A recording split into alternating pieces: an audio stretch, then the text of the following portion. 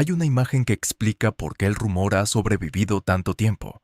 André Rieu está en el centro del escenario, violín en mano, rodeado por el brillo de la Johann Strauss Orchestra. A su lado aparece Carla Maffioletti, soprano brasileña de voz luminosa, y durante unos minutos ambos parecen entenderse sin necesidad de hablar. Él sonríe. Ella responde con la misma energía. El público se divierte y la cámara recoge cada gesto. En interpretaciones como Die Juliska aus Budapest, esa complicidad escénica puede parecer, vista desde fuera, algo más que una relación profesional. En las redes sociales, unos cuantos segundos bastan para convertir una mirada en una teoría y una química musical en una supuesta historia sentimental.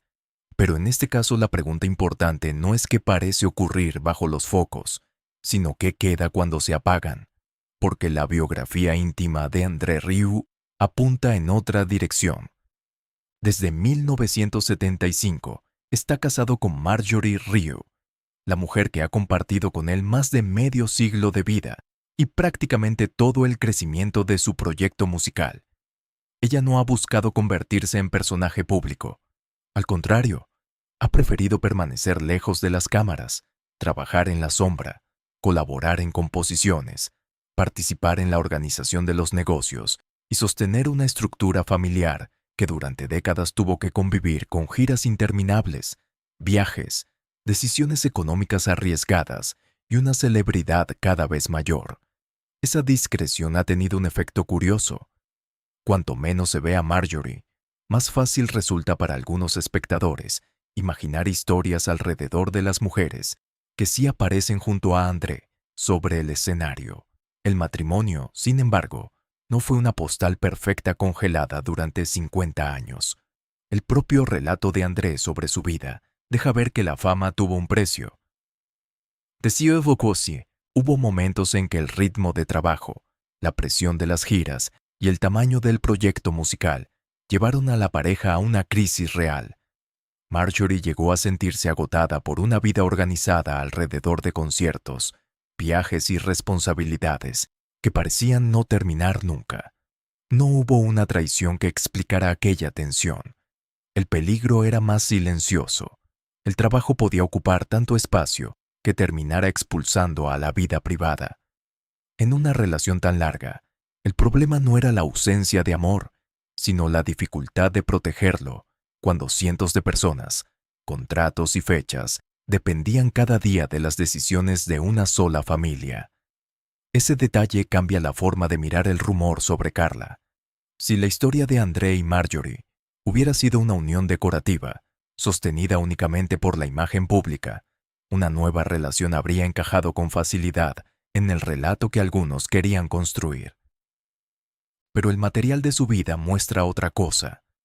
Marjorie ha sido precisamente la persona con la que André ha compartido los momentos en que el escenario dejó de ser una fiesta y se convirtió en una carga. Cuando las cuentas no cuadraban, cuando la salud fallaba o cuando el futuro de la orquesta parecía incierto, ella no era una figura secundaria. Era una de las pocas personas ante las que el hombre que debía tranquilizar a todos podía admitir que él también tenía miedo. Para entender cuánto pesaba esa responsabilidad, hay que volver a 2008. André Rieu quería ofrecer al público un espectáculo que superara todo lo que había hecho hasta entonces. Su ambición lo llevó a construir una réplica, a escala real del Palacio de Schönbrunn, con fuentes, elementos monumentales e incluso una pista de hielo, para integrarla en una gira internacional. La idea era deslumbrante. También era extraordinariamente cara. El proyecto terminó generando una deuda de más de 30 millones de euros y colocó a su empresa al borde del desastre financiero. El mismo hombre, que en el escenario parecía dueño de un mundo de valses, vestidos de gala y sonrisas, tuvo que afrontar la posibilidad concreta de perder el negocio que había construido durante años. La salida no fue romántica ni cinematográfica. Los bancos mantuvieron su confianza y le permitieron continuar trabajando, pero la solución exigía volver a los recintos convencionales, seguir vendiendo entradas y pagar la deuda concierto a concierto. Desde fuera el público veía una orquesta que seguía funcionando. Dentro, cada actuación formaba parte de una carrera para recuperar estabilidad. André no solo tocaba el violín, cargaba con nóminas, producción, logística y el futuro de una organización entera. En esa clase de crisis, la fama deja de sentirse como un privilegio y se convierte en una obligación. No basta con estar inspirado, hay que salir al escenario, aunque detrás haya cifras que no permiten dormir. Años después, el golpe llegó desde otro lugar, en 2010 y nuevamente en 2012. Problemas graves de oído provocaron vértigo, pérdida de equilibrio y agotamiento. Para un violinista que construye sus conciertos caminando, dirigiendo, tocando y comunicándose físicamente con miles de personas, perder la estabilidad no es una molestia menor. Significa que aquello que define tu vida puede dejar de ser posible de un día para otro. Hubo conciertos cancelados y una incertidumbre que ya no podía resolverse con créditos, entradas o planes empresariales. André tuvo que enfrentarse al miedo de no poder mantenerse en pie, y con ello, a la posibilidad de que la música continuara existiendo, mientras él ya no pudiera ocupar su lugar dentro de ella. Durante aquella convalecencia, apareció además una paradoja difícil de ignorar. Toda su profesión depende del control, del tempo, de la entrada exacta de cada sección, del movimiento preciso del arco y de la capacidad de conducir a decenas de músicos al mismo tiempo. El vértigo le quitaba precisamente ese control básico sobre su propio cuerpo. No podía resolverlo ensayando más, ni imponiéndose una agenda más exigente. Tuvo que detenerse. Para alguien acostumbrado a sostener a una organización entera, aceptar que durante un tiempo eran otros quienes debían sostenerlo, fue también una forma de vulnerabilidad que rara vez aparece en las imágenes festivas de sus conciertos. La ansiedad que acompañó aquel periodo revela otra cara del personaje. André Rieu ha construido una carrera basada en la alegría visible. Flores, valses, colores, humor, participación del público. Pero ese lenguaje festivo no nació necesariamente de una vida sin tristeza. En su infancia, la música clásica estaba asociada a un ambiente mucho más severo. Su padre era director de orquesta, y la disciplina musical ocupaba una posición central en la casa. André ha descrito ese mundo como rígido, solemne y poco dado a la expresión afectiva. Para el niño que más tarde llenaría plazas enteras de gente bailando, la música era entonces una institución seria, casi intocable, en la que había poco espacio para la risa. Ahí aparece una de las contradicciones más útiles para comprenderlo. André no rechazó la música clásica, rechazó la manera en que había aprendido a vivirla. Cuando decidió acercarse al vals, hacerlo accesible y formar una orquesta que combinara virtuosismo con espectáculo, su elección chocó con las expectativas familiares. Para quienes defendían una visión más académica, aquel camino podía parecer una rebaja de la tradición. Para él era exactamente lo contrario, una forma de devolverle a la música algo que había echado de menos desde niño: cercanía.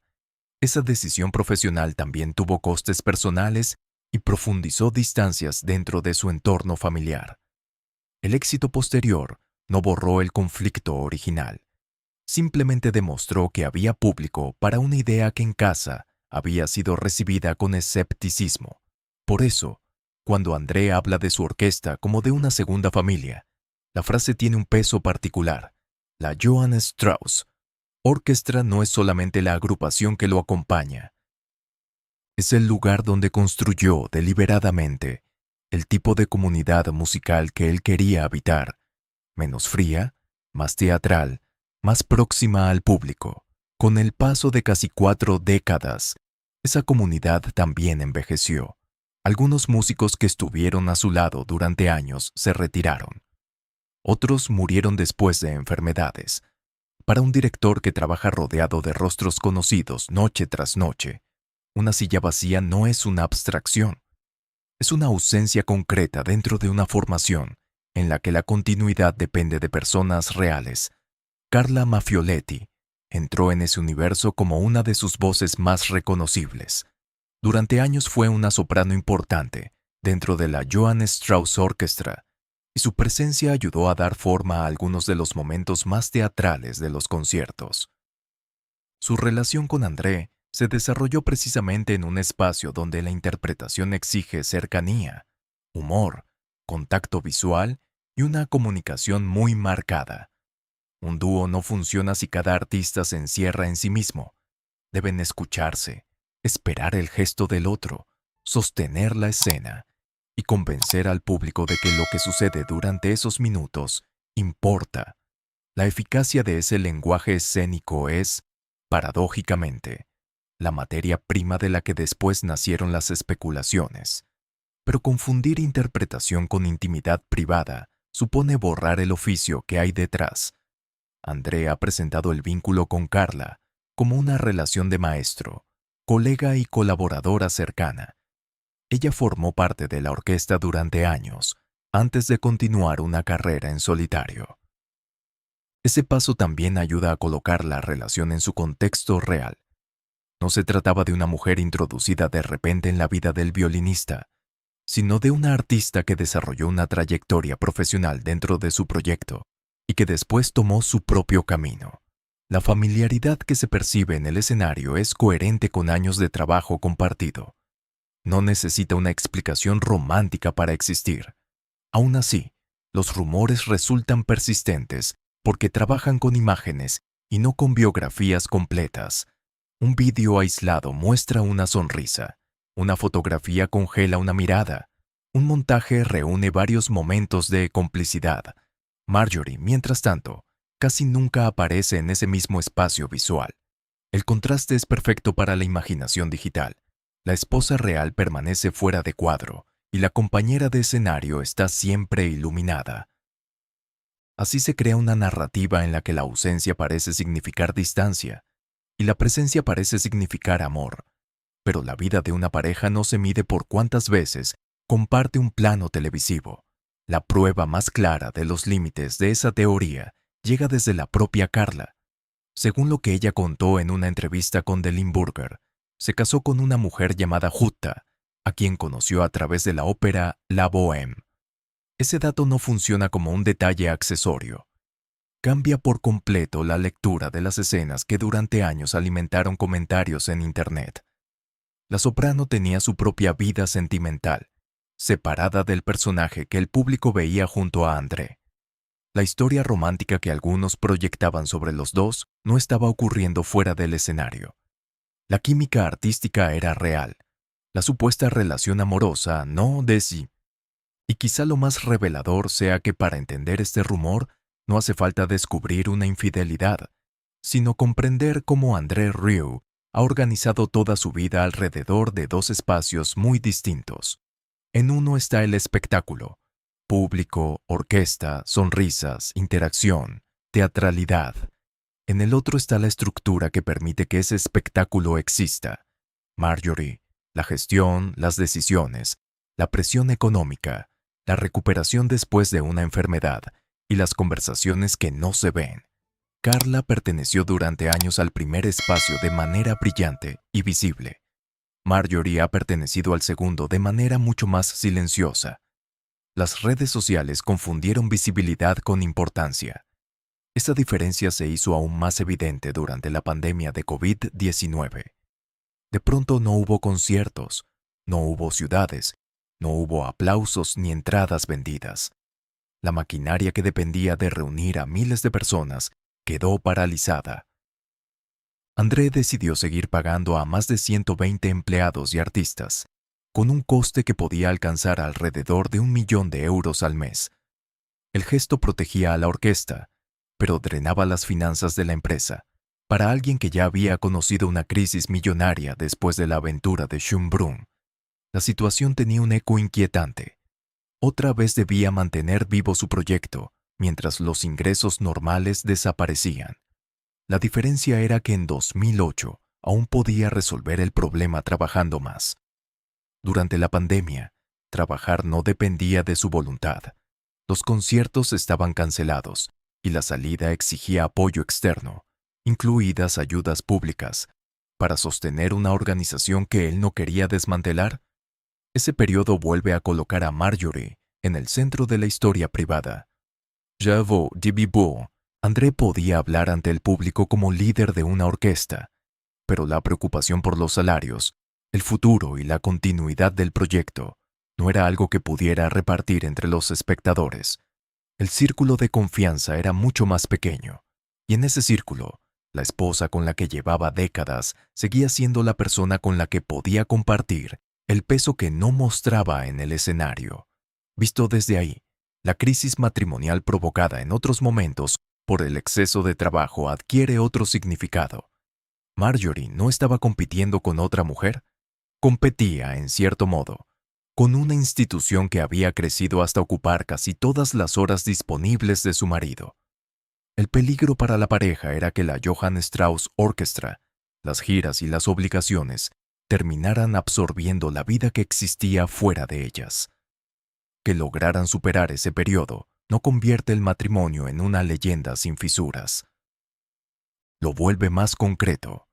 Hubo cansancio, hubo riesgo de separación y hubo una decisión de seguir construyendo juntos. La confianza que sobrevivió a esa prueba explica mejor su historia que cualquier imagen romántica fabricada alrededor de un dúo. También permite comprender la soledad que André ha descrito después de algunos conciertos. Hay algo extraño en pasar de la euforia de miles de personas a un espacio silencioso en cuestión de minutos. Durante 2 horas, cada gesto recibe respuesta. Después, el ruido desaparece. Para alguien que dirige un proyecto tan personal, ese cambio no significa simplemente descansar, significa volver a ser la persona que tiene que decidir qué ocurrirá al día siguiente. La alegría del público no paga por sí sola las nóminas, ni garantiza que el cuerpo responda en la próxima gira. El escenario ofrece una energía inmediata. La responsabilidad espera detrás. Esa responsabilidad se vuelve más difícil de ignorar con la edad. Andrés se acerca a una etapa de la vida en la que el problema principal ya no es demostrar que su modelo musical funciona. Eso quedó probado hace mucho tiempo. El límite ahora es físico. Después de haber pasado por episodios de vértigo y agotamiento, conoce de manera muy concreta lo que significa que el cuerpo interrumpa los planes. Su miedo no necesita una catástrofe para ser comprensible. Basta la posibilidad de que llegue un día en que las manos, el equilibrio o la resistencia ya no le permitan hacer lo que ha hecho durante décadas. Por eso las despedidas dentro de la orquesta tienen un significado creciente. Cuando un músico se retira o falta para siempre, André no solo pierde a un compañero, ve anticipada una pregunta que tarde o temprano también tendrá que responder sobre sí mismo. ¿Cuánto tiempo puede continuar una maquinaria diseñada alrededor de su presencia? La Johann Strauss Orchestra puede incorporar nuevos intérpretes, pero el proyecto lleva su nombre, su estilo y su manera de relacionarse con el público. Cada generación que se renueva confirma que la música puede continuar y al mismo tiempo recuerda que ningún intérprete permanece indefinidamente en el mismo lugar. Esa conciencia del tiempo es probablemente mucho más real que cualquier relato sobre un nuevo amor. No porque la vida sentimental de una persona mayor deba quedar inmóvil, sino porque, en el caso concreto presentado aquí, los datos apuntan a una continuidad muy distinta. Andrés sigue vinculado a Marjorie por una historia que atravesó fama, deuda, enfermedad, presión laboral y una pandemia que amenazó la estructura misma de su orquesta. Carla, por su parte, construyó una carrera propia y una vida afectiva propia. Las dos mujeres ocupan lugares diferentes en la historia de André, y mezclarlos solo porque una de ellas compartió el escenario con él borra lo esencial de ambas relaciones. El rumor, entonces, funciona casi como un espejo de la forma en que consumimos a los artistas. Vemos aquello que ocurre delante de nosotros y suponemos que lo invisible tiene menos peso. En André Rieu sucede lo contrario, lo más vistoso de su vida, los trajes, los palacios recreados, los valses, las sopranos, las sonrisas, pertenece al espacio público. Lo que ha sostenido esa construcción durante décadas suele ocurrir fuera del encuadre. Decisiones familiares, cuentas, recuperación física, conversaciones privadas y una esposa que eligió no competir por la atención de las cámaras. Carla Maffioletti fue una colaboradora importante, una voz reconocible y una presencia capaz de encender el escenario junto a André. Precisamente por eso el público recuerda sus dúos, pero una actuación convincente no es una confesión biográfica, y cuando se añade el dato de su matrimonio con Jutta, la interpretación romántica pierde el suelo que necesitaba para sostenerse. Lo que queda es algo más sencillo y a la vez más interesante. Dos músicos que sabían construir una escena juntos y un público que, años después, siguió leyendo esa escena como si fuera una ventana directa a sus vidas privadas. Mientras tanto, la relación decisiva para comprender al hombre detrás del director sigue siendo la que casi nunca se muestra. Marjorie estuvo allí cuando el proyecto crecía, cuando amenazó con devorar la vida familiar, cuando una apuesta gigantesca dejó una deuda de decenas de millones y cuando el silencio de la pandemia sustituyó al ruido de los estadios. Esa trayectoria no elimina las crisis, las contiene. Tampoco exige convertir el matrimonio en un cuento perfecto. Basta reconocer que, dentro de los datos disponibles, no hay una historia de sustitución sentimental entre Marjorie y Carla, y así llegamos a la imagen final, que quizá mejor ordena todo lo anterior. Al terminar un concierto, André Rieu puede salir del escenario acompañado por el aplauso de miles de personas. Carla ya no ocupa el mismo lugar estable dentro de la orquesta que tuvo durante años. Algunos músicos veteranos tampoco están. El público cambia de ciudad en ciudad. Lo que permanece es la necesidad de volver a empezar al día siguiente mientras el cuerpo lo permita. Para un hombre que convirtió la solemnidad de su infancia en una música pensada para hacer sonreír, el verdadero límite no parece estar en una supuesta pasión secreta, sino en el tiempo. Cuando ese día llegue, no habrá un rumor de redes sociales capaz de explicar lo que realmente termina. Será el momento en que el violinista que dedicó décadas a mantener a la gente de pie, bailando y cantando, tenga que aceptar que ya no puede levantar el arco de la misma manera. Hasta entonces, el escenario seguirá produciendo imágenes que invitan a imaginar historias, pero la de Carla Maffioletti ya tiene una respuesta dentro del propio material. Compañera, artista, cómplice musical. Sí, nuevo amor de André Rieu. No. Y fuera del foco, Marjorie continúa representando la parte menos visible y más persistente de una vida construida entre la música y todo lo que cuesta mantenerla viva.